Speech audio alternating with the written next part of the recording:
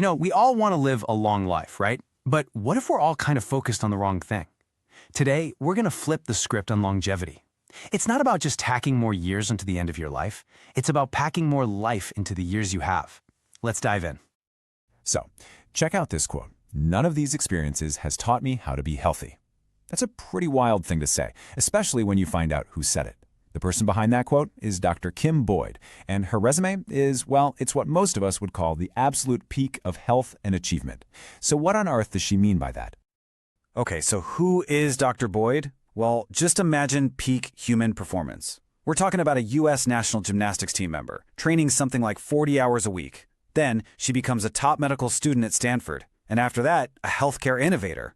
I mean, by any measure, this is someone who should be an expert on the human body. And yet, she says none of it taught her how to be truly healthy.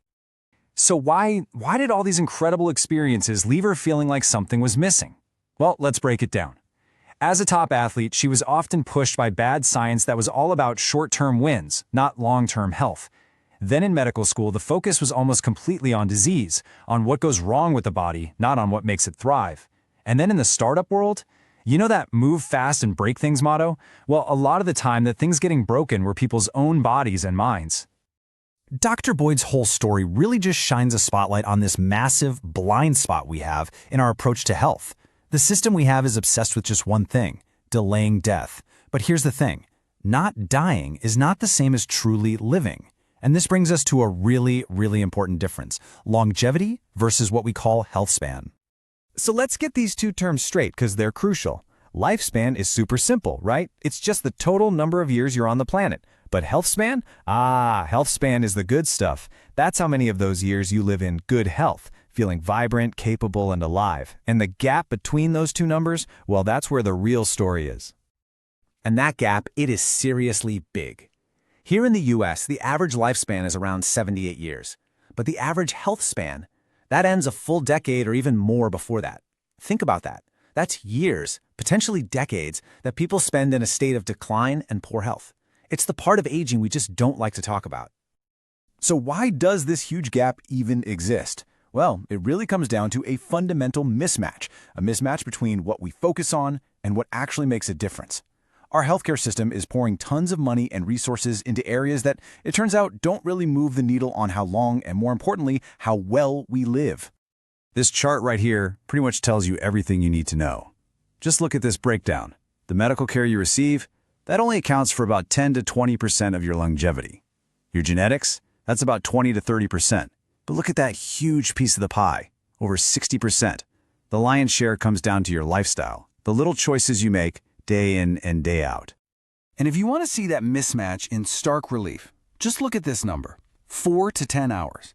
That is the total amount of time out of more than 7,000 hours of medical school that doctors spend learning about exercise. An intervention that's more powerful at preventing chronic disease than almost any pill they can prescribe.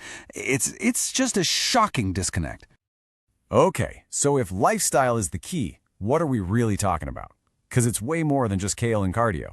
The science of living shows us that all those things we tend to write off as soft, our emotions, our relationships, our sense of purpose, they have a hard, measurable, biochemical impact on our bodies. I mean, just take a look at this. This finding from the U.S. Surgeon General is just mind-blowing. Feeling lonely is as bad for your health as smoking 15 cigarettes a day. 15! And this isn't some fringe issue either. A staggering 60% of Americans say they feel lonely. This has very real, very physical consequences. All right, so let me ask you a question. If you had to guess how healthy someone was going to be at age 80, what's the one thing you'd look at? It's probably not what you're thinking. It's not their cholesterol numbers, it's not their blood pressure.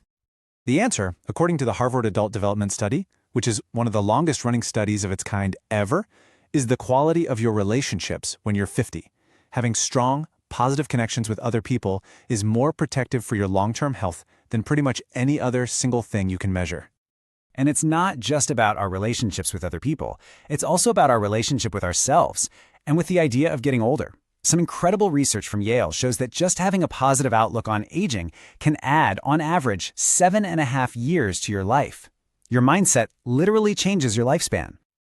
Okay, so we've looked at the problem, we've looked at some pretty surprising science. So now for the important part. What do we actually do about it? How do we start building a health plan for ourselves that's actually about living and not just about not dying?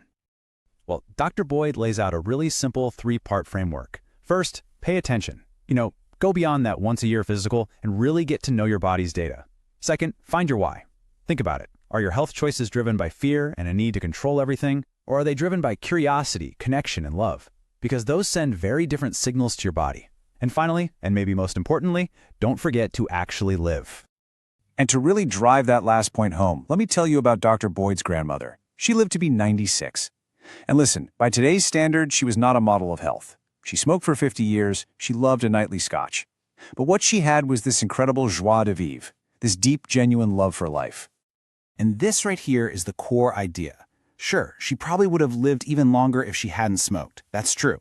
But Dr. Boyd makes the point that if she had been so obsessed with perfecting every single health metric that she missed out on a good conversation with a stranger or enjoying her favorite strawberry ice cream, well, she might not have lived as long, and her life for sure wouldn't have been nearly as rich. So we're going to leave you with this one question to mull over. As you make all these choices about your own health day to day, what are you really training for? Are you training for a long life, one that just stretches on? Or are you training for a life that is full, connected, and truly worth living? Because the science seems to be telling us that if you focus on the second one, you might just end up with a whole lot more of both.